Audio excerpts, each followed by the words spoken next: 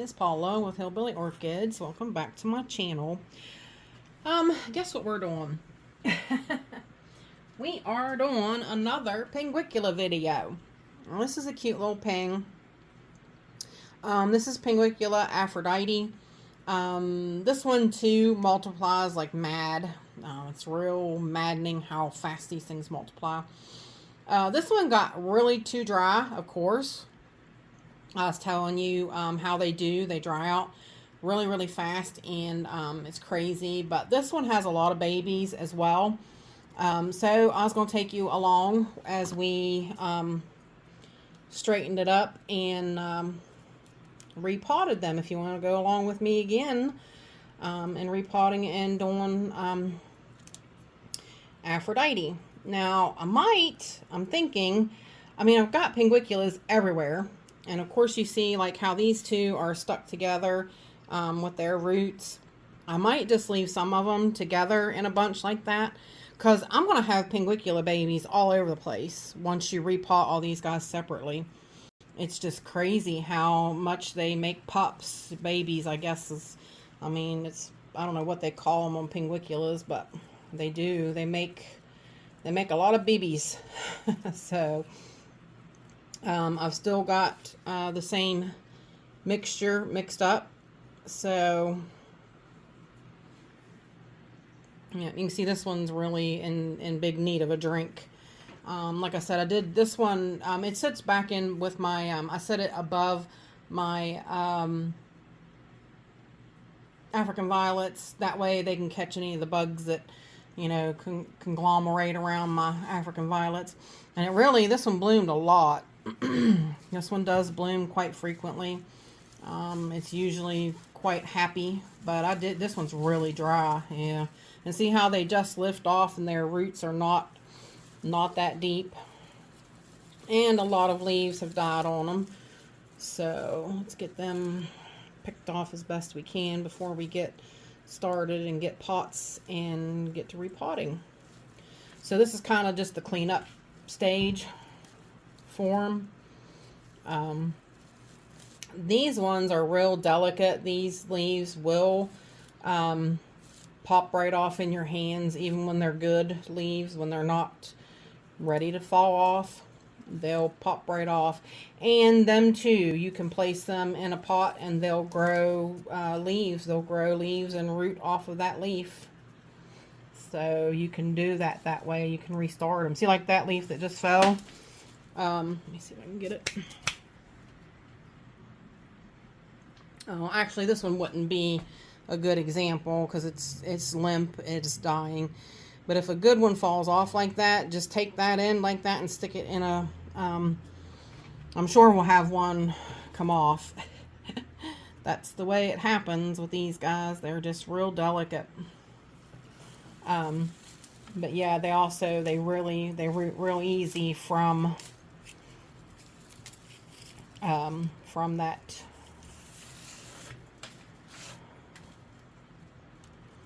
leaf like that. There's some wee tiny babies. Oops. See how that one actually has a baby starting on it. Let me see if I can give you a better view. Yep. You see that baby already starting. If it'll focus. What is the deal? Yeah, so oops. This one would be a good one to put in a pot and have it start.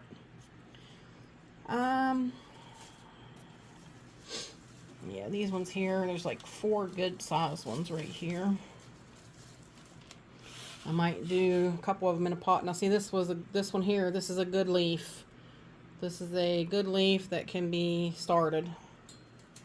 I knew one would fall off somewhere along the lines, because they do. There went another one actually. You have to be real easy with these ones. Look at that mess of babies. These ones have old bloom spikes and everything. These ones grow really, really good. They grow really good, really fast. They're real They make a lot of babies.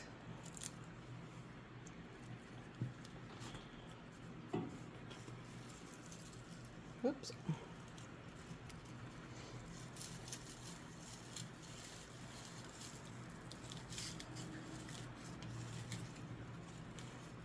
So I hope everybody's having a good, fantastic day, a really good day.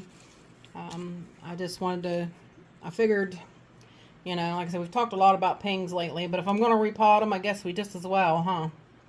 Talk about them, let you learn a little bit about them. And I'm probably going to leave those together.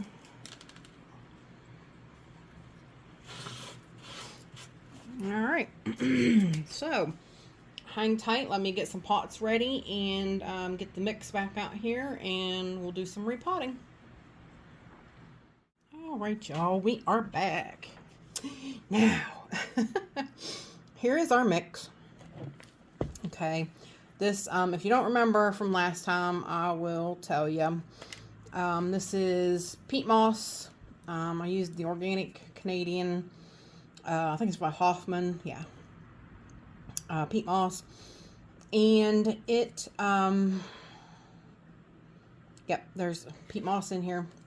There is, grit. I did, and you know what I'm going to do for this one, what I forgot to do for the other one. There is, grit, oyster shell grit, to kind of help with pH. There is, the most important part is silica sand. This is actually large silica sand. That's real important for them guys because they like to be wet, but they need drainage also. So it's kind of hard to mix for them. I do got some coconut husk chunk pieces in here. There are bark, orchiata bark pieces in here. That too helps with drainage. So, yeah. We got charcoal in here from Orchid Supply Store. Yeah, so it's quite a mix. So, hang tight 1 second. Like I said last time, I was going to add pumice. I was going to add some pumice to the mix, and I forgot about it. And I thought it would make for a good additive. So, hang tight, let me grab some, and we'll mix it in. This channel is sponsored by the Orchid Supply Store. It is literally your one-stop shop for anything and everything you could possibly need orchid related. And they even sell orchids. Use my name code Hillbilly in the code section for a 12% viewers discount. So go check them out, y'all. Right, we are back. Here is the pumice. Now I'm just going to pour some in. Not a lot, just a medium amount. This way, this will help too because it's porous. It'll help with drainage. Yeah. So let's go with that and see how it does. And I think I am going to add a little more peat moss because I did get some more. All right, there is the peat moss. Yeah, because last time, I don't know if you remember, mine was moldy, so I did get some more. And so I just want to add some new. So it looks pretty good. Looks like a pretty good mix.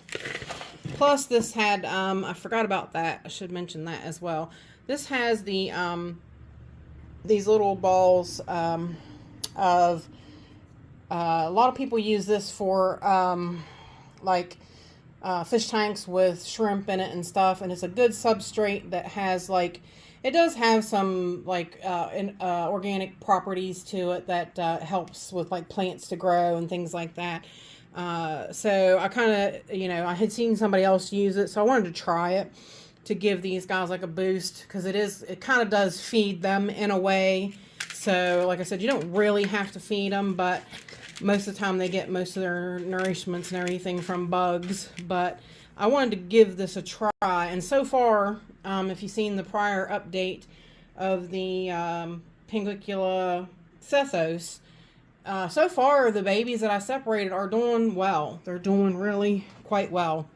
So, yeah, let's give these guys a go now. All right, I got a taller pot for the big ones because they do sit up kind of, you know, above my, what do we call them? the African violets. So I do want them to sit a little taller, sit up a little closer to the lights and that kind of thing. So yeah.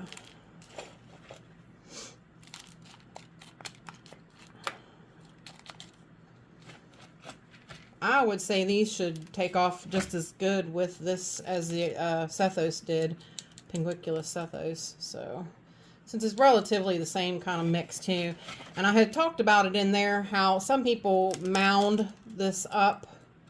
So, I'll show you how that goes too, because to me though, I think it's a little wasteful of you know, like medium mix, because it winds up falling out and stuff like that. So, but yeah, they just make sort of a mound like that. And then what you do is you take your poker, stick in the mound, make your hole, and then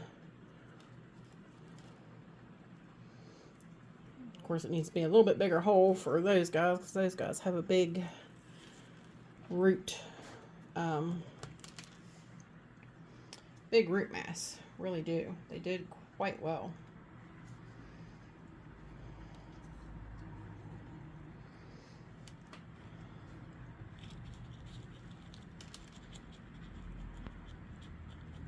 So I'm going to try to make a little bit bigger hole in the mound. Try. It's so hard because it falls back in.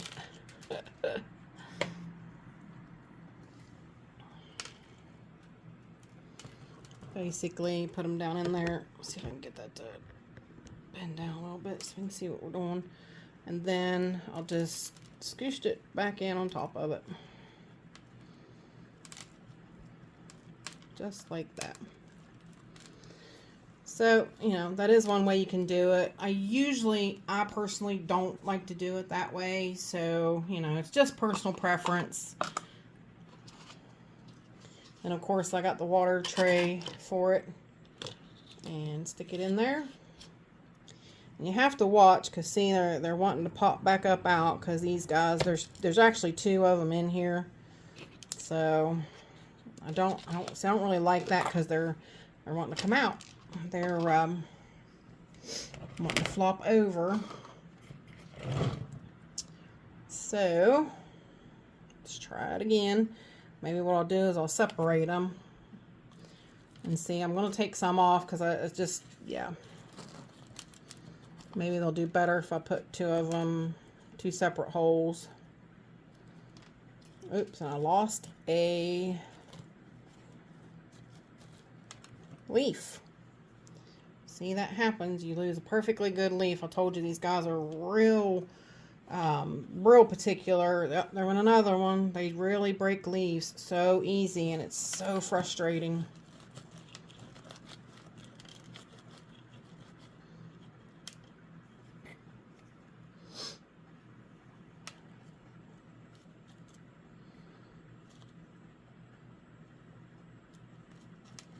You have to try to be as delicate as you can, which is difficult. Definitely difficult. Alright, let's go with that one. Now, I am going to take, I don't have much room on this stinking table. I'm going to take these leaves, and I'm just going to make little holes. Try not to make too much of a stir. I get the right end first of all. And push them in the pot. See what they do.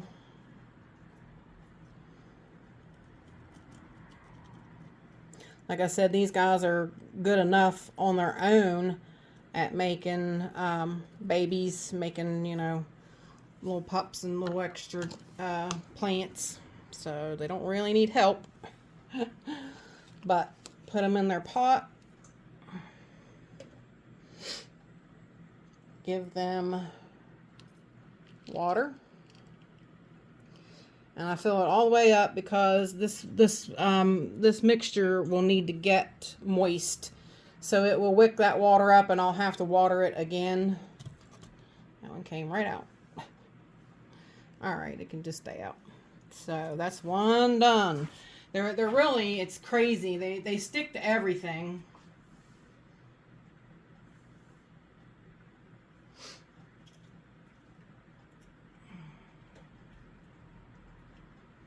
So they get a little annoying because it sticks to everything. So, all right, let's go with another bigger one. So we got another bigger plant right there. So I want to use some of the bigger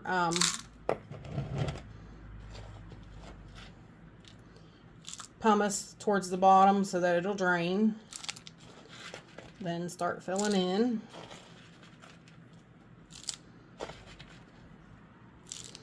I might try to do this one a little differently because, like I said, you've seen how big that root mass is on that other bigger one.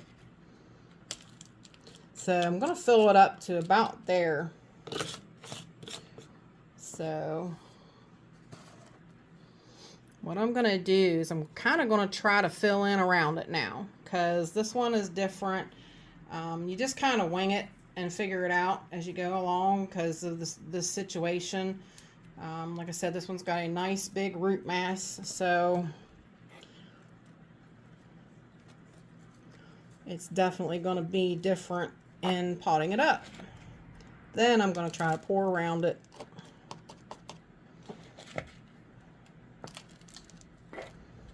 And push it through with my little pokey end.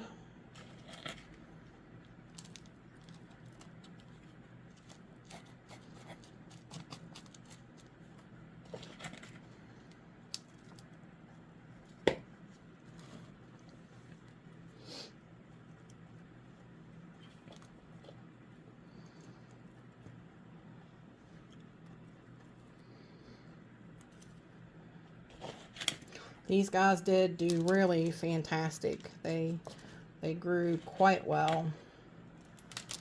And they've always been great at catching the bugs. I mean, hands down. There's nothing any better to catch your gnats than these little guys.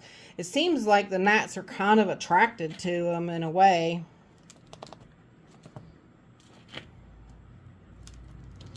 Because the gnats will land on them to try to get to your plants, and then boom, they're not leaving again.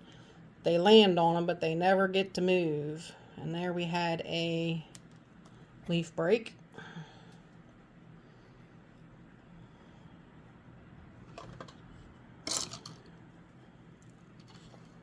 Alright, make sure these are on the outside of the cup, which is hard to do.